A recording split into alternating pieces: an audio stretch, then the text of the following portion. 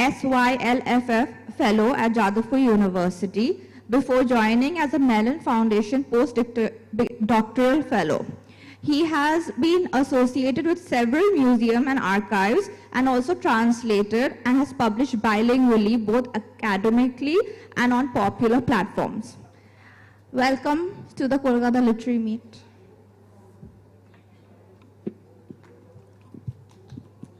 Hello. Thank you so much for the introduction. When is the next session, just so we can time our conversation accordingly? So we have an hour, that's good. So yeah, thank you all for joining us on this, well, I was about to say winter, but we are kind of heading into spring, I suppose, at this point. But I'm very, very glad to be here on stage with Gurnaik. I read the novel quite recently, and I found it to be one of the most interesting, one of the most challenging works of fiction that I have read in recent years.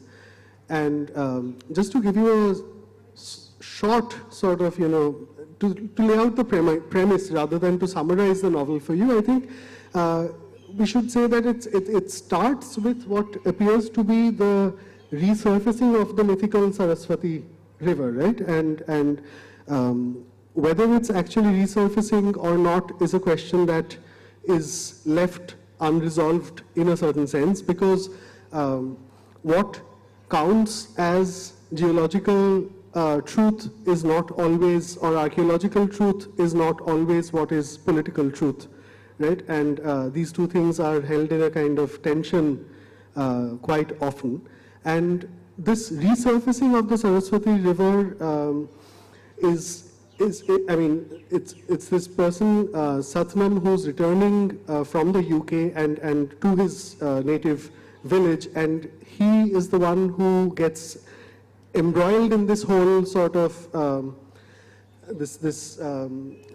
almost it's kind of like, it almost takes the shape of a movement to a certain extent. I mean, where this rediscovery of the Saraswati and its links to an ancient Aryan Hindu civilization that becomes a major sort of political narrative.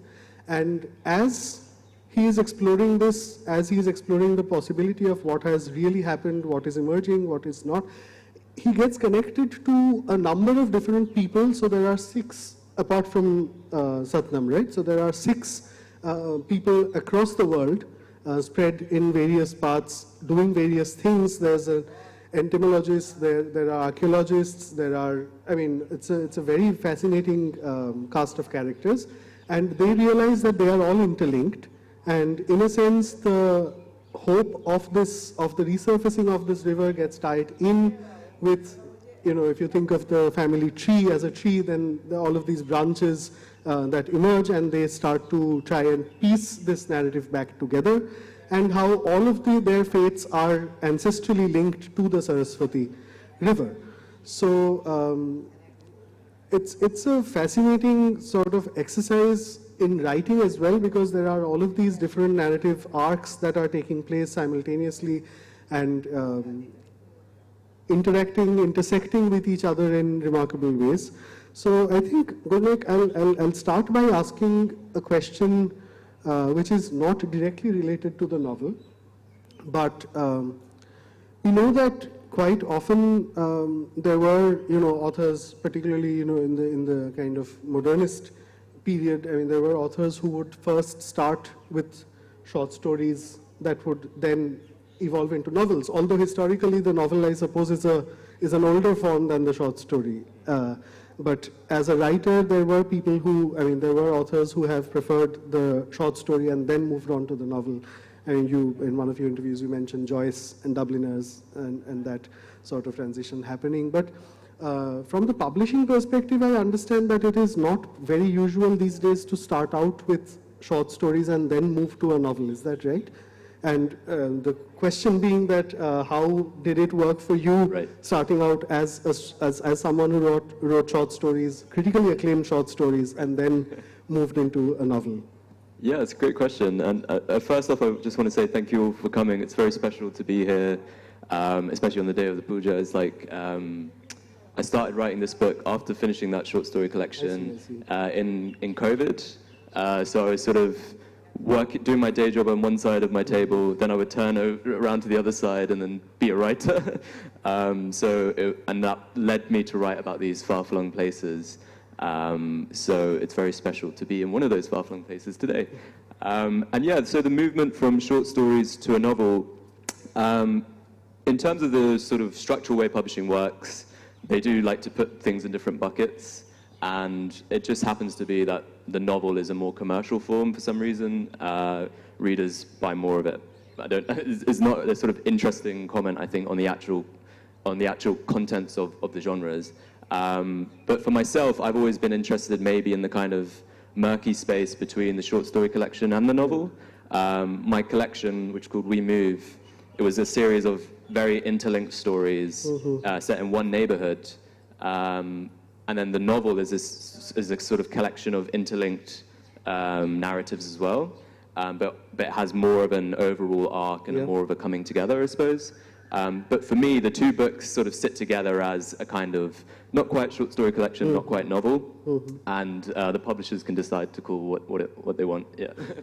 Great. Yeah, I think it also struck me that I think those were largely about, and there was this question. The point that came up in one of the reviews was that that your short story, We Move, was giving voice to or representing a particular community, right? And that was something that came up in the reviews. And I was remembering somewhere you mentioned that it's not actually when as a South, I suppose as an author of color, in a sense, when you write something, you are seen as representing a community, rather than the reviewers focusing more on the craft or more on the narrative, which is something that they would do for the white author, presumably. So is that something that you have encountered?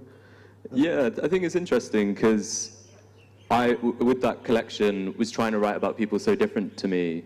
Like there was people who are very elderly, or there are children, there are women, people of different sexualities and so on. And for me, the joy of fiction is always the kind of empathetic leaps we make. So when we read, we're sort of putting ourselves in someone else's mind for a bit, and you return and you sort of have that lens of how they see the world maybe still glip on you afterwards. And for me, writing is that feeling, like supercharged, because you're sitting there and imagining how someone would react to something, how they would comment, and all these kind of things. So I've never been interested in representing or writing about a specific culture, I suppose. So in a way, maybe looking back on it, this novel is kind of a reaction against that, maybe, because I should say each of the 7 characters are like very distantly related. They share a common ancestor. But over the sort of course of the story of empire, I suppose, they've ended up in different Indian diasporas around the world. So there's a person in Kenya, in Mauritius, in Canada, UK. And it was so fun for me, maybe also because I was writing in COVID, to write about these cultures, these places that many of which I've never been to, but to really train that sort of empathy, I suppose, and really challenge myself. And there's a word that is used sort of partway through the book, this German word, Umwelt, which is this idea of, can we ever fully know each other? Like, can we ever put ourselves in someone else's consciousness? And in that context is used of trying to imagine the inner lives of animals. Say, for example, like a Labrador can smell literally the past in the air. Do you know what I mean? Like they can smell things from an hour ago, 2 days ago, and they move through the world in this way where their sensory sort of entrance to reality is completely different to ours. So I was sort of thinking, as a novelist, the challenge is, how can we, if I can't do that for another species, can I do that for another person from a very different context of my own, I suppose. So in that way, I sort of see writing as the opposite of representation. It's misrepresentation, maybe. Wow.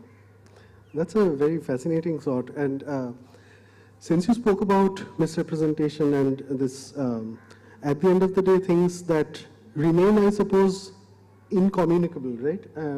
Because we might be seeing the same thing, we might be in the same audience, we might be hearing the same conversation, but there is so much that is lost between what what an individual speaks and what is heard at the other side, and even between what we think and what we speak. And this seems to be something which keeps coming back in your novel as well, because I was thinking about, so for example, at the very beginning, so this character, when he, Satnam, when he returns to India and he goes back to his native village, he communicates with the people, his household, with the help of his father's translation, right? And there is a continuous, and there are bits where he actually gives up on trying to understand what exactly is being said. So there is a bit of it that is translated, but he's also happy to kind of, go with the vibe, basically, and figure out other means of understanding people. And then you have this app which people are using to learn Sanskrit, and this sort of like a Duolingo kind of a thing, which gives out these meanings of some of the words that keep coming up in the novel. And I mean, apart from being a fascinating sort of literary device where you explain these terms for a non-familiar audience, I think it also keeps sort of bringing our attention back to the fact that, there are so many nuances to how a word is understood in different contexts and the incommunicability of it. So, so in your work, I mean, there is of course this kind of interpersonal communication and the gaps therein that come up, but there is also a certain, you do get into this thing of, of gaps within the kind of public discourse that is in formation, right? So something that is said in one place is understood completely differently in another. It's given a sort of different meaning when it is institutionalized and then brought back through some government institution to bear upon this project, which has been undertaken by the government, and focusing really on this kind of rediscovery of the Saraswati. So how are you able to kind of keep alive all of these sort of uncommunicated or incommunicable truths while carving a narrative that has to, at some point, be cohesive, right? So this seems like a very tricky balance to try and strike. Yeah, it's a great question. I think early on, well, because the starting point of the book was this idea of water returning along the route of the Saraswati, and that obviously led me to think about the goddess as the goddess of sort of speech and language. So it just felt very clear early that speech would be a kind of theme that it just kept cropping up in different ways. For example, earlier on there's like a child who is non-verbal, but should be speaking at the stage, and there are always sort of these ideas of miscommunication, and then also in the story of the river, there's this also story of the ancient civilization. So what we sort of think of as the Indus Valley civilization, the Harappans, they have like they're the last ancient civilization in the world yet to have their script deciphered. So what we know about them is so different to what we know, say, about the Mesopotamians, where we can, well, I can't, but people can read what they were writing. So I had and this civilization had lots of sort of settlements along the ancient route of the Saraswati, and I sort of saw that in the story of the river returning, there would also be a linguistic story, and that involves them trying to decode that script for the first time, which happens in the book, but as far as I'm aware, it hasn't happened in real life. But this did also throw up some, I suppose, it sort of felt like a way of exploring certain political things too, because if you have a language which no one knows yet, it's almost like a blank slate upon which you can write what you want. And more increasingly through the book, you see people sort of using that for different means, I suppose, and claiming different truths from that. You can almost imagine you have the data points, but no line drawing on the graph, and anyone coming in will sort of draw a different picture, I suppose. And yeah, so I suppose that theme of speech and language was sort of running all the way through. And as you mentioned with Satnam, a character whose access to language is very different, I suppose, because like me, he doesn't speak the language of his forebears. He's sort of at a remove, I suppose. Right. And it was a fun, I suppose, entry point for me to play with, of having these things happening, but they're as confusing to one of the central characters as they might be to the reader.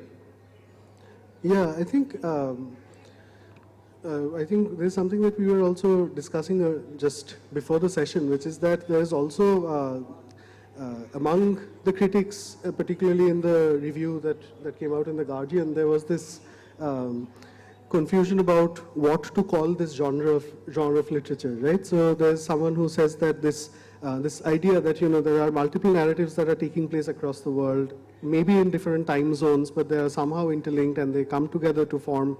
And it's very interesting because you don't really know where they're coming together, because ultimately it's not like you have to tie in all of the threads. I mean, they kind of go back historically. But in the present moment, they are coming together because of this thing of this project of rediscovering the Saraswati. But ultimately, the narrative seems to be forming in the reader's imagination more than on the page itself, in the sense of coming together as a cohesive sort of narrative. And the reviewer there mentions that, we are not very sure what to call it, whether it's translit is something that someone mentioned, speaking of works like Cloud Atlas by David Mitchell, or The Life of Bees by Maya Lund, where similar structures are used. But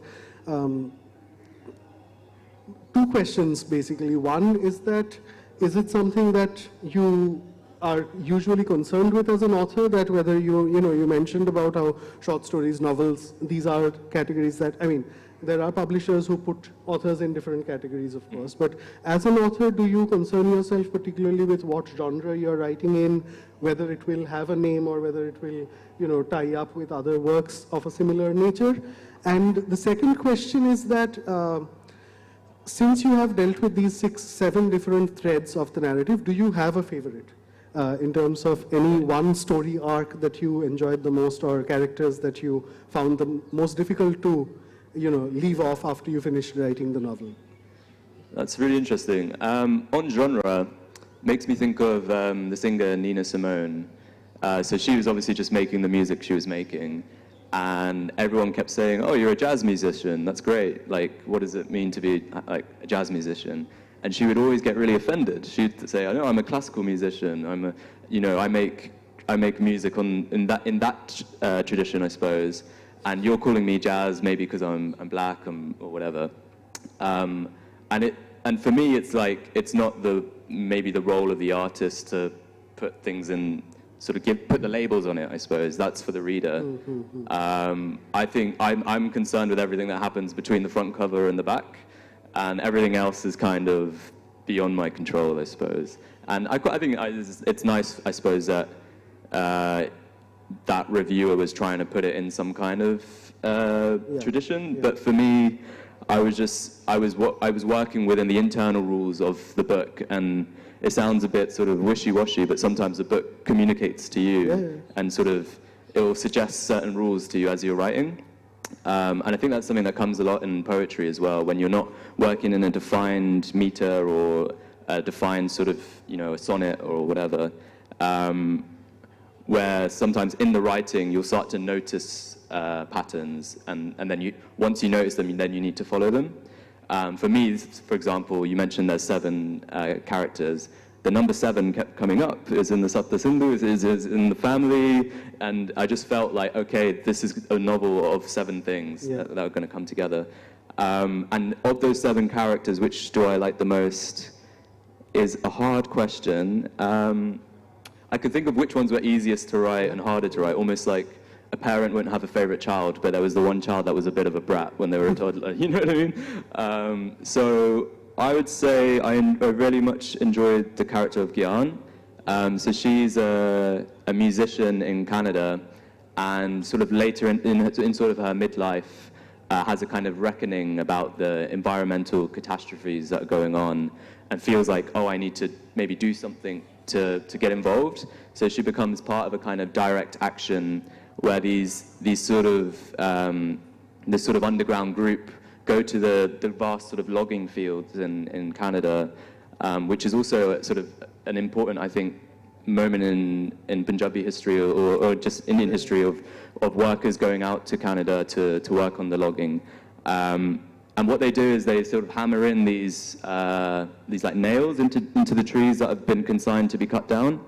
And that means that for the logging company, it's too dangerous to now cut down that tree because the nail might blow up in their machinery or a chainsaw might cut into it and then hit the worker in the face and all this kind of stuff. So it's a sort of act of small violence that is a sense of an act of protection, I suppose. Yeah, yeah. And that's a kind of tension I play on in that chapter of what we can do to help and where does the line of violence start and stop.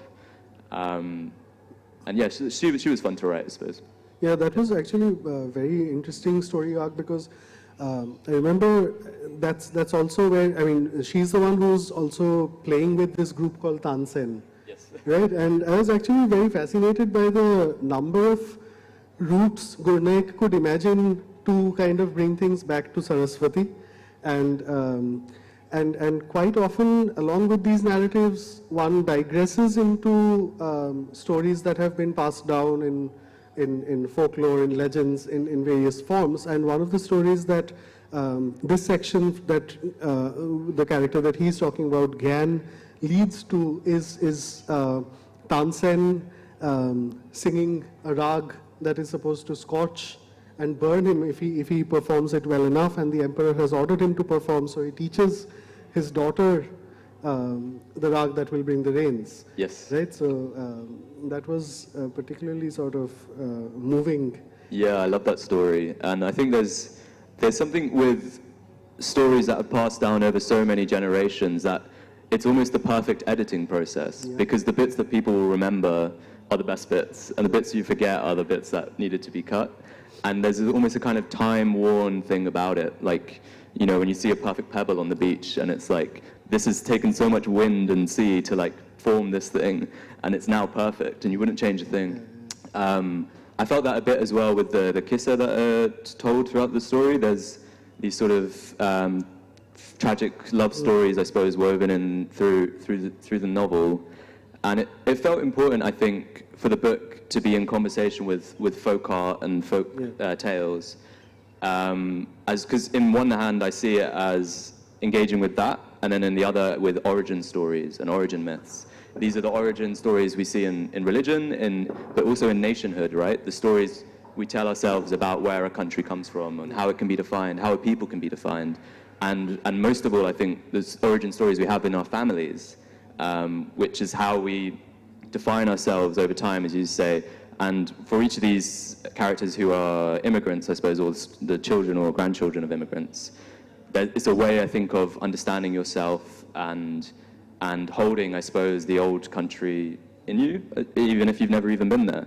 And there's a sort of point in the book, I think one character says, you know, every immigrant has a ready-made origin story, because you have a very defined beginning of where your family can be. But in reality, the beginning of family is what, like all the way back to the monkeys or however many thousands of years ago, and it's much more diffuse. And I suppose to bring it back to the conversation of genre, I was aware that in writing a story about family, I might fall into certain traps of the family saga, you know, where we get these long stories, these epic big novels of one family through time. But for me, the family tree is not a sort of, you know, this thing with 1,000 branches. It's a thing with all these like empty spots that you don't know about, right? So you might be able to say, you know, your grandfather and your grandmother and your great-grandmother and maybe your great-great-grandmother. You might know, oh, we started in this village, ended up in this town, now in this city. But there are so many paths that it's impossible to know about. So I saw this as a fun way of exploring the family tree, sort of inverted, where we have these people who are distantly related, but they're not quite sure why, I suppose. And yeah, that was fun to play with.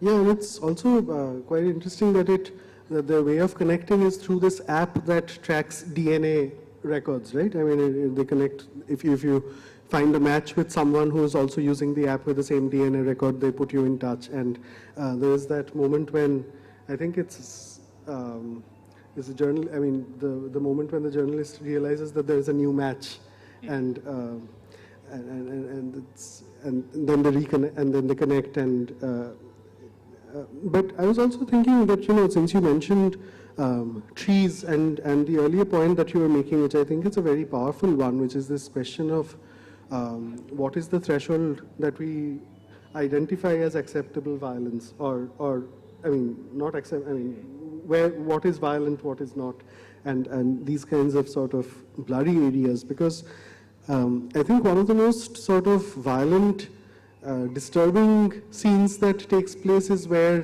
Mr. Sen's tree is cut down, Yeah. right? And this is the story is basically that there's this Albion trust, is it? The new Albion trust. Right, yeah. Where, so they need a plot of land through which the Saraswati will be passing, and they're trying to claim this land, and the person who's living there, this centuries old peepal tree probably, or I don't know how old, and they wish to buy that plot of land. They're offering him a large sum of money, and this person is protective of his tree and saying that, you know, I mean, and it's very interesting because in a way it kind of puts it between two ecological supposedly goods. I mean, it's a dilemma between two.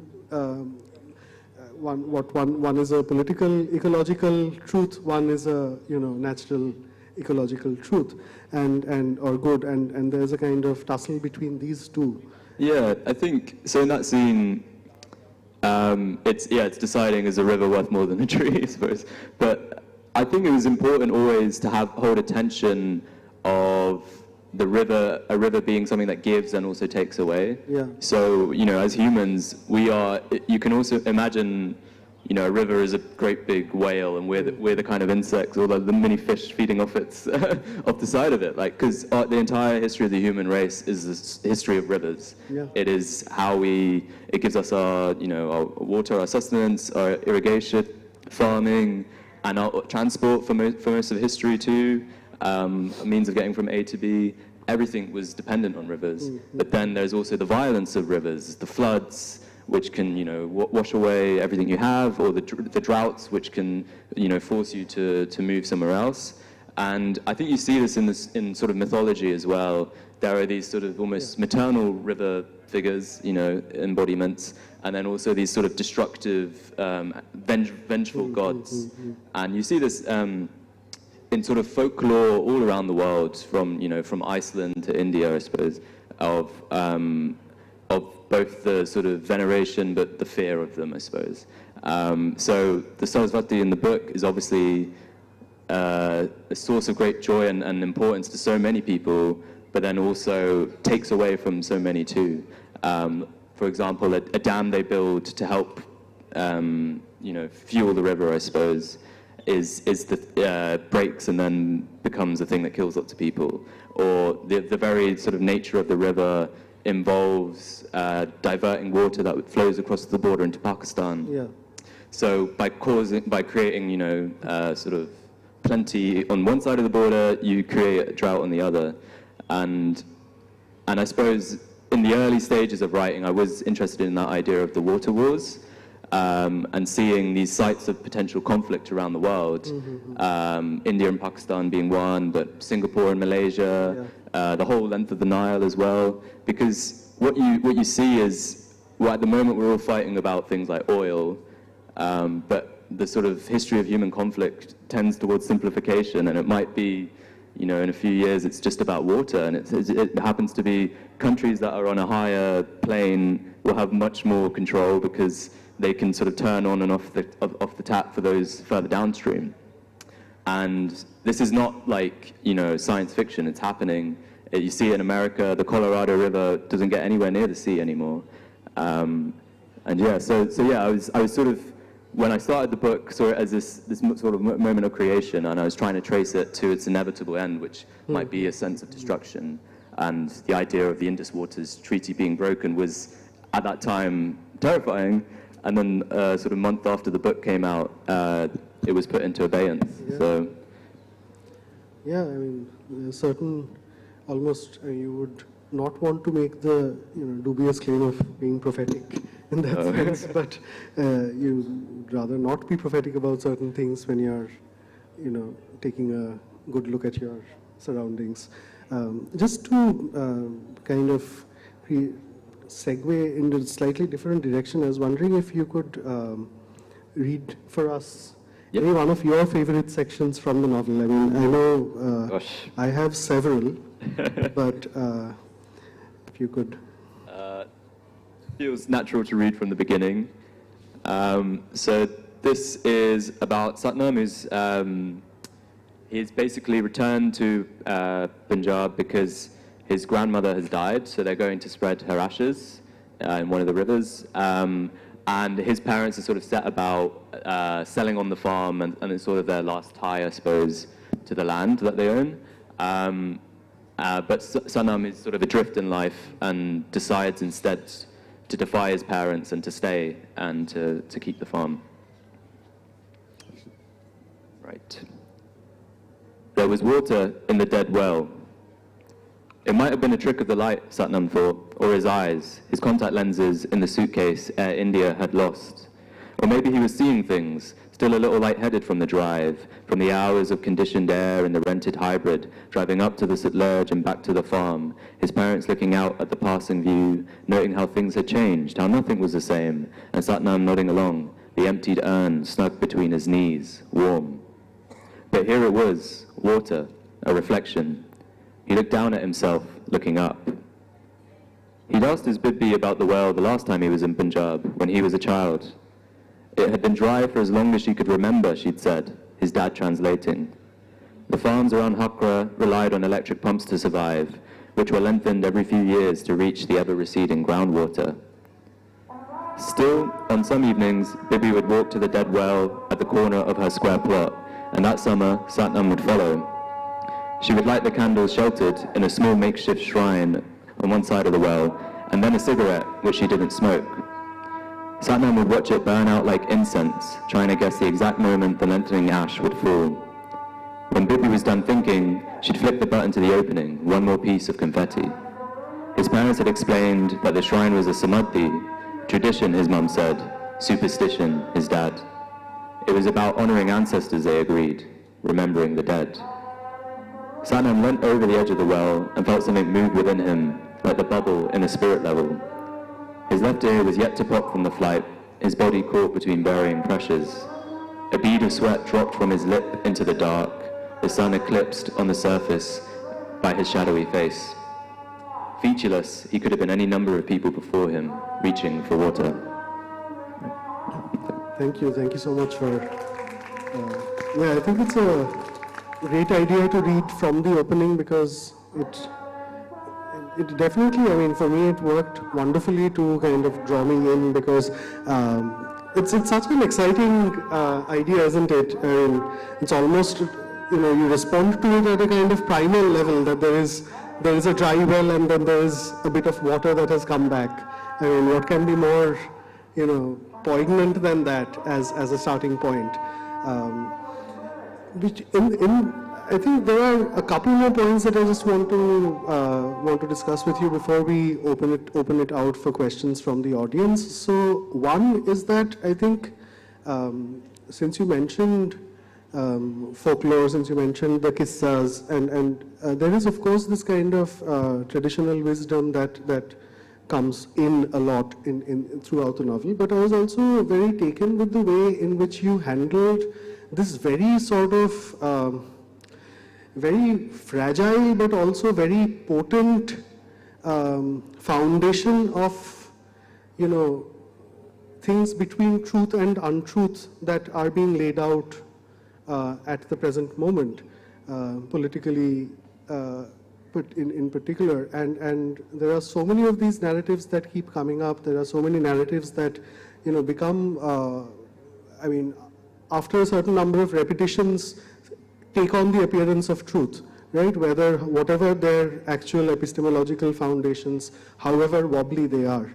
And I think it would have been very tempting as an author, for someone like me who's not an author, to kind of take a position and, see this as untruth, see this as truth, and make some kinds of clear boundaries between these two, or draw the line between these two. But what you do, I think, is something which is much more immersed in the kind of economy of truth that we are living in right now, where there is a kind of blurring that is actually very difficult to decipher as people who are consuming social media, digital media, whatever, I mean, in whatever way we are consuming it.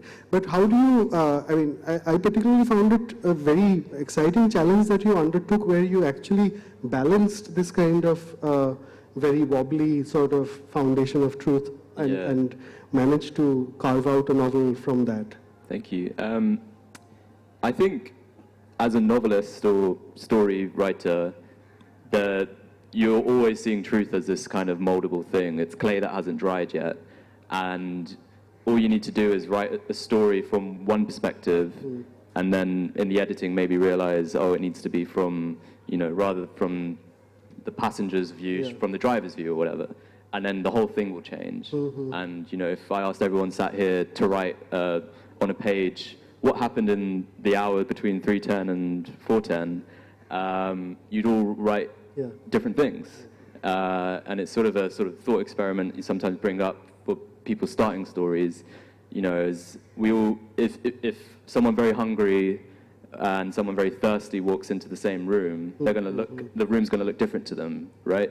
The thirsty person's going to see the tap straight away, the hungry person maybe the stove. And I think all reality is like that. But what we've seen is this idea of truth, which has always been murky, and the table has always been wobbly, and everything's always been built on shifting foundations. I think it's just been magnified maybe by social media, and to the extent of, you're now, where before I might have told a lie and I can reach 50 people, if I could now reach 5,000, I couldn't, but people could. And yeah, I suppose that's what's shifting, and then with the advent now of AI, it's becoming more and more diffuse. But I think the impulse behind it, you could probably trace through human history. It's probably been a similar sense of fake news, but just less reach, maybe. Yeah, and I mean, I was also particularly excited about the fact that, you don't really see these kind of formations happening from some kind of anthropological distance, where you're seeing them as something that's happening out there, where you have, where you're somewhat distanced from these formations, but you actually invite the reader to, I mean, it happens at such a granular level that it becomes very easy to slip from whatever is happening to a completely sort of, a violent incident within the novel, and it kind of makes you lose your perspective on what is happening, because you're seeing it from such a close distance. You're seeing the characters from up close that you sometimes lose perspective of what is the larger narrative that they're enacting, what are the larger implications of their actions. And I think in that sense, what you do in terms of, positioning or implicating the reader within this narrative is something that I found particularly challenging and exciting. And I was thinking that, you start out with a third-person narrator. Of course, this is not an omniscient narrator in the traditional sense, because this narrator clearly knows only one fragment of the story. So by definition, it can't be an omniscient narrator, but it's still a third-person narrator, and who's knowledgeable about all that goes on in their world. But then you gradually not only introduce a first-person narrator, but you also introduce the second person. So after a point, you actually address the reader as you, and I mean reader/character, whichever way you look at it. So you get your money's worth in this book. Yeah, I think I enjoy. Often we think of a twist in a book, a turn, as like a plot twist. The killer was actually the maid or something. And I'm interested in that, but I'm also interested in formal twists. So to keep the reader engaged, I think over the course of what's a relatively lengthy novel, I wanted to make, to keep the idea that the book can change and revelations might come not just in plot, but in the telling of the story, I suppose, as well. That's what led me to that. So I think just one final question from me, which is that you are teaching writing as well, right? I mean, A little bit, yeah. you are teaching. So has that impacted or has been, of your experience of being in a classroom where you were trained to write, has that impacted how you write? Or engaging with students, does that keep throwing up new things that you weren't expecting to arrive at as a writer? Yeah, I've enjoyed it. I think it clarifies the way you think about the craft. And also, what I love about it is it allows me to return to texts that I really enjoy, that maybe otherwise I'd be like, oh, I've already read that 12 times, I don't need to do it 13. But my favorite thing in reading, when I know that there's a story or an excerpt that I really love, is to really get under the hood of it and sort of poke around.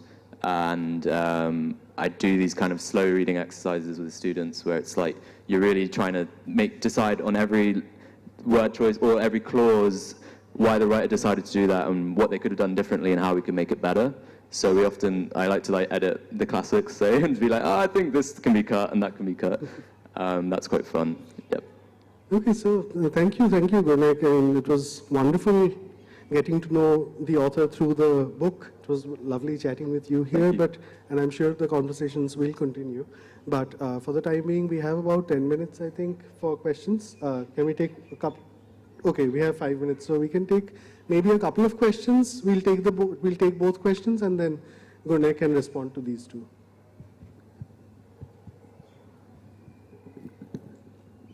Hello and good afternoon. My name is Urusharko Banerjee, and my question to you is very simple. So I haven't read your book, but the discussion that I heard, it seems like that there's a undertone of religiosity in this novel, and I believe that you certainly do talk about going back to our roots.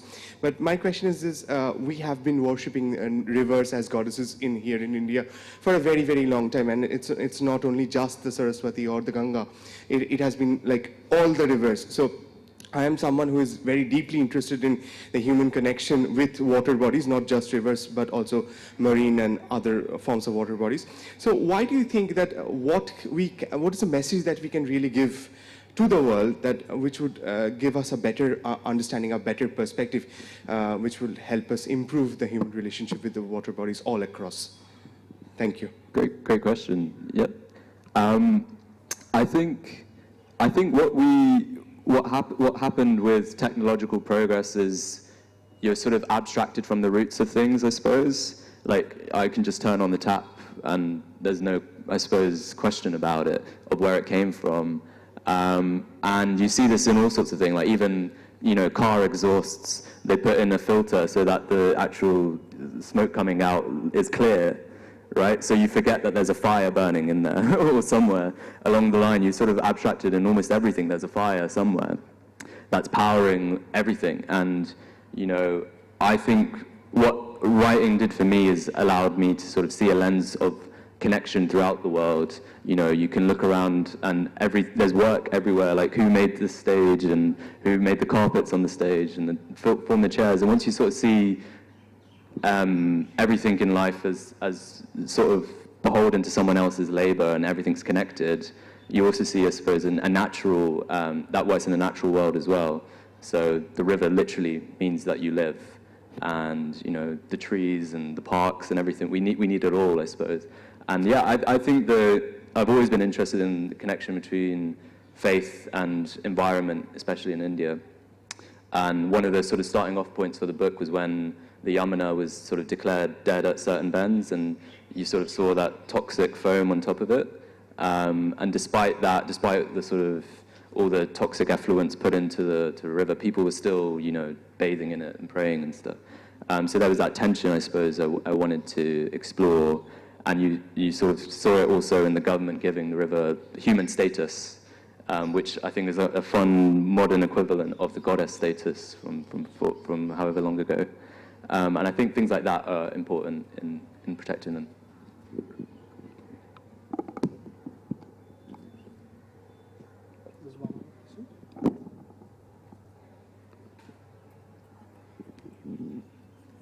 Just a quick one. Yeah.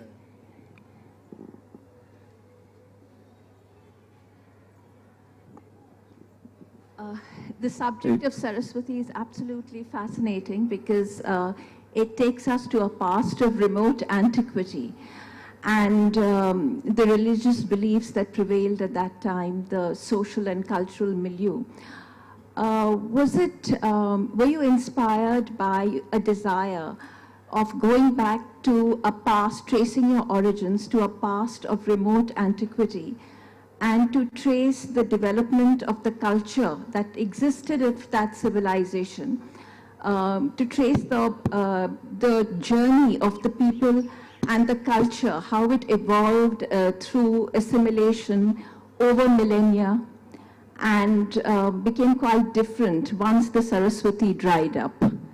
You know, and do you bring it alive? Do you bring that civilization alive at any point in your book, you know, at that time, you know, when it flowed broad and strong?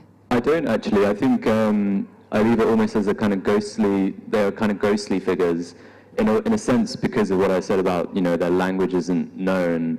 So I didn't want to kind of make that imaginative jump, I suppose. But there are historical sections set in the late 1800s where we sort of see the characters who are the ancestors of our modern day characters, and there's a sort of love story between them that's sort of formatted in the sense of a kisser as well.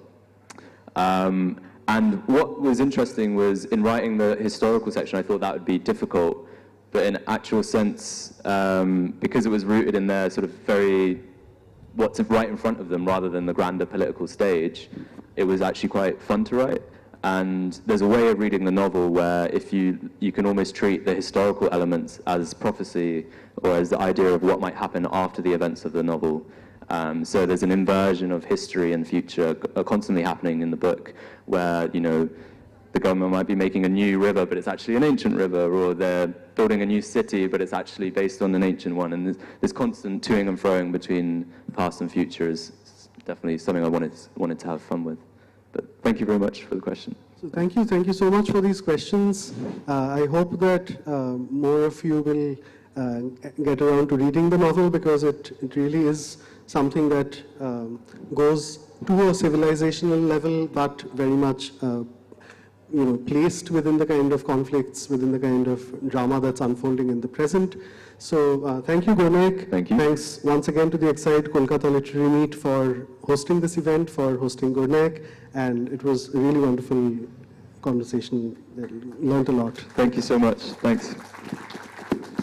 Thank you, Gurnaik and Sujaan, for that session. It was really fun to hear, and everyone really loved that. We'll take 5 minutes till we start the next session. The author will be available to sign books and do a meet and greet at the Story Bookstore.